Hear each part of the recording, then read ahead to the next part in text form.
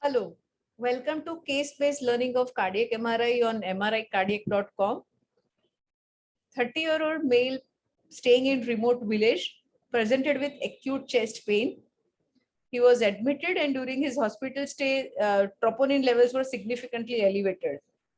Catheter angiography was performed, which was normal.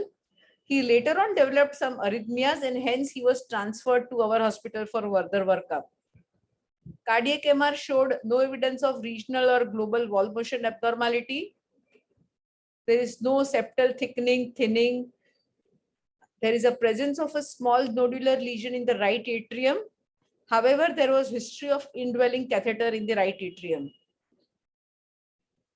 These are late gadolinium enhancement images, which shows presence of striking late gadolinium enhancement in mid-myocardial region involving anterior wall, septum, RV insertion point, and even in the lateral wall.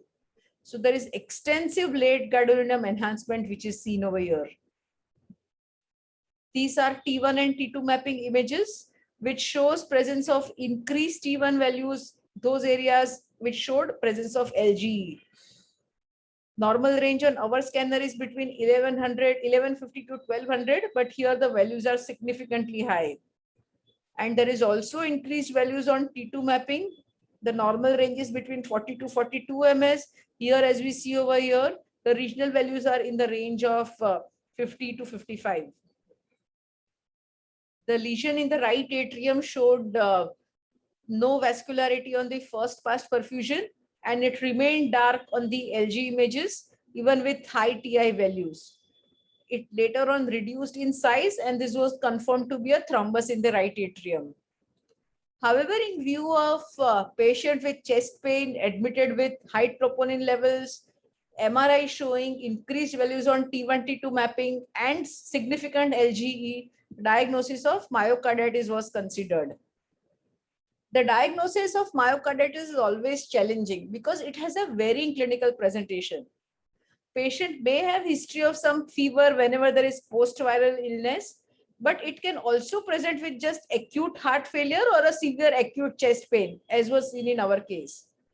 Patient can present with syncopal attack from arrhythmia or some even chronic dilated cardiomyopathy with heart failure. It has a varying etiology ranging from infectious, toxic to autoimmune disease process. Few infectious causes are listed here as seen with enterovirus, parvovirus, adenovirus, and herpes virus. But finally, all of these lead to immune response in the myocardium in form of edema, hyperemia. There could be pericardial involvement with pericardial effusion and thickening. And later on, it leads to myopathic stage, which presents as scar and fibrosis in the left ventricle with some amount of remodeling and dysfunction. Clinical suspicion is the main key. So whenever there are recent or persisting symptoms of dyspnea, orthopnea, palpitations, chest pain, or effort intolerance, diagnosis should be confirmed with some recent or ongoing evidence of myocardial injury, such as elevated troponins, ECG abnormalities, and some amount of ventricular dysfunction. We have to rule out ischemia with catheter angiography, exclude all other risk factors, and any young patients with all these symptoms and all these tests showing the elevated troponins or myocardial injury, diagnosis of myocarditis should be considered. Finally, it leads to initial injury leading to a local and systemic immune response, finally leading to edema, necrosis, and fibrosis. MR imaging is also based on this pathophysiological process, and CMR is the mainstay for confirmation of diagnosis, and that is performed with the Lake-Lewis criteria. So these are original Lake-Lewis criteria, which is based on the pathophysiological changes which is happening in case of myocarditis. So to look for myocardial edema, T2 weighted imaging is performed. This could be even seen on this is performed using STIR images, and whenever there are regional or global high T2 values, and especially while comparing with the skeletal muscle, when the ratio is high, it is considered as presence of myocardial edema. Myocardial hyperemia or capillary leak can be seen on early gadolinium enhancement. So whenever there is a ratio from the myocardium to the skeletal muscle, which is significantly high on early gadolinium enhancement, we can confirm that this is hyperemia. Cell necrosis and fibrosis would be seen on late gadolinium enhancement, which would be again non-ischemic in distribution. So out of these three criteria, any two are present, that is edema, hyperemia, necrosis. These are the three criteria. Any two out of three is present, then we can consider the diagnosis of myocarditis. The pericardial effusion or pericarditis is just a supportive criteria along with systolic LV dysfunction. This original Lake-Lewis criteria has a sensitivity of 67% and accuracy of around 78%.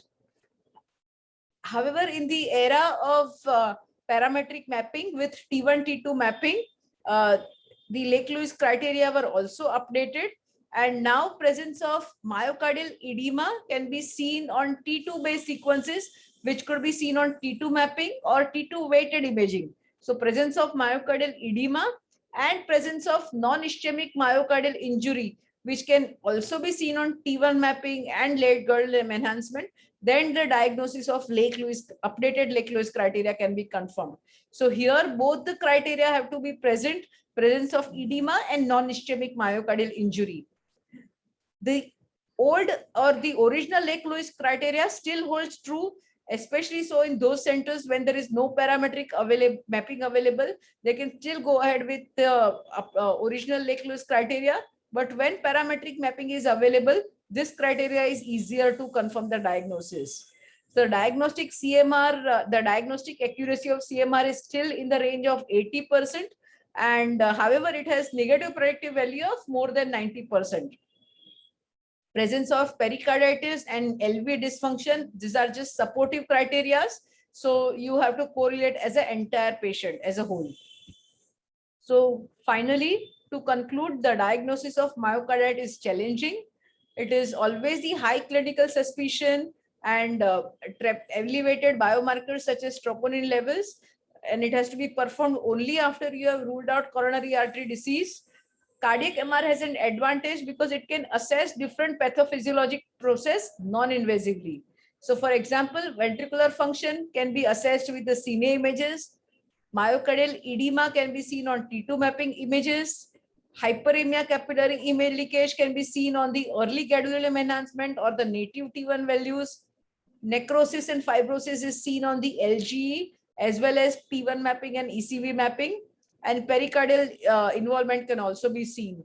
So cardiac MR can as a whole different non-invasively assess the different pathophysiological process and also may serve as a to complete the diagnosis and prognostic criteria. Similar concepts can also be found in our book Cardiac MRI Simplified. For any feedback and suggestion, please mail us on info@mricardiac.com. Thank you.